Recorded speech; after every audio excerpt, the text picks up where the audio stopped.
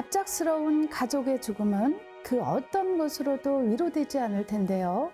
심지어 억울한 죽음이라면 끝까지 그 진실을 찾아내고 싶을 겁니다. 지금부터 사랑하는 동생을 잃은 누나가 진실을 쫓는 이야기를 들려드리겠습니다.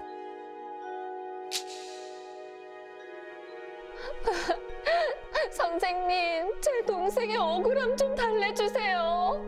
얼마나 뜨거웠을까. 경숙 씨가 털어놓은 사연은 이러했습니다.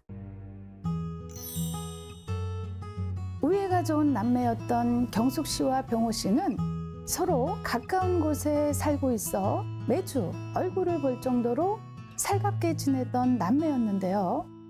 올케는? 옆 동네 사촌 오빠네 장가 갔어? 그래? 우리 예쁜 조카는 있지?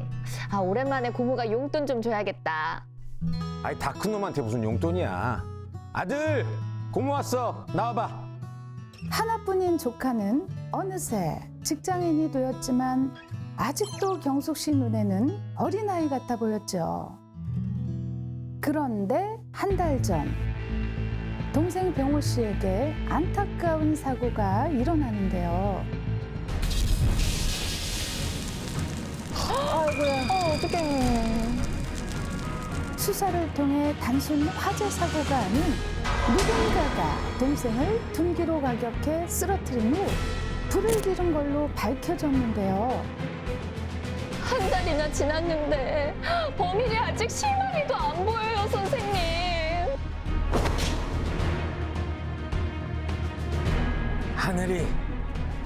하늘이를 찾으면 돼. 하늘이? 병호 씨에 대한 점사를 보자 제 입에서는 하늘이라는 이름이 튀어나왔습니다.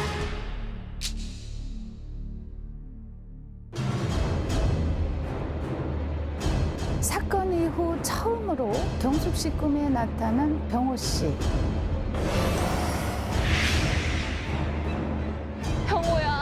병호야, 누나한테 말 좀 해봐. 누가 널 대체 죽인 거야?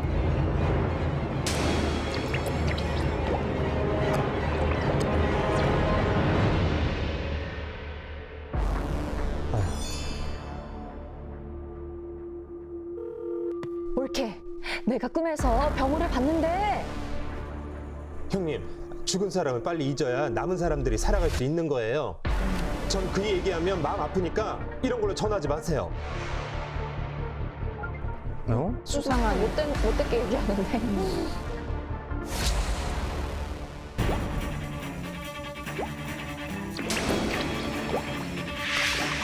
아이고. 피눈물 흘린 거야?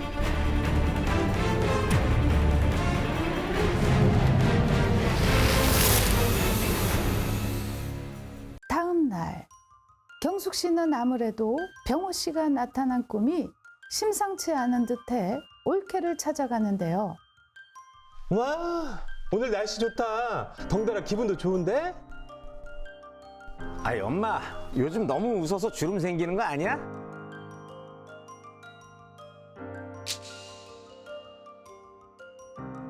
하늘아 뭐 먹고 싶어?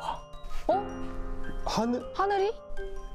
와, 진영이 태명 오랜만에 들어보네. 경숙 씨 마음속에 해결하지 못한 질문으로 남아있던 하늘이, 그 정체는 바로 조카 진영이었습니다. 태명의 하늘이. 태명, 와. 그렇게 드러난 추악한 진실, 알고 보니 예전부터 연인 사이였던 희진 씨와 사촌 오빠. 아, 집에 가기 싫다. 오빠랑 계속 있고 싶어. 아이 조금만 참아. 우리 하늘인 잘 있지? 사실 진영이는 병호 씨가 아닌 희진 씨와 사촌 오빠 사이의 자식이었던 겁니다.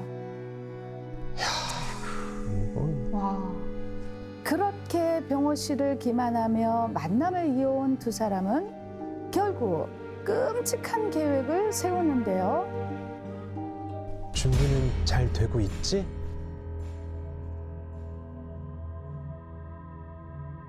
아이 그럼 내일이면 모든 게 끝날 거야. 희진 씨는 아들이 어릴 때부터 친부의 존재에 대해 세뇌를 시켜왔었습니다. 그리고 이번 범죄에도 병호 씨가 절대 경계하지 않을 아들을 이용하는 거죠. 병호 씨는 쓰러진 자신을 버려둔 채 멀어져가는 아들의 뒷모습을 보며 피눈물을 흘렸습니다. 아, 키운 좀 것도 정이 있을 텐데.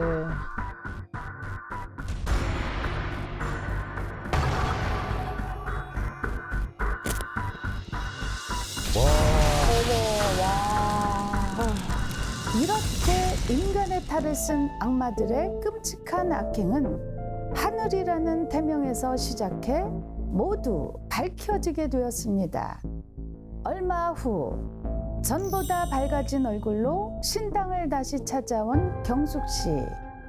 선생님, 어제 꿈속에서는 병호가 웃는 얼굴로 저를 보러 왔어요. 정말 감사합니다.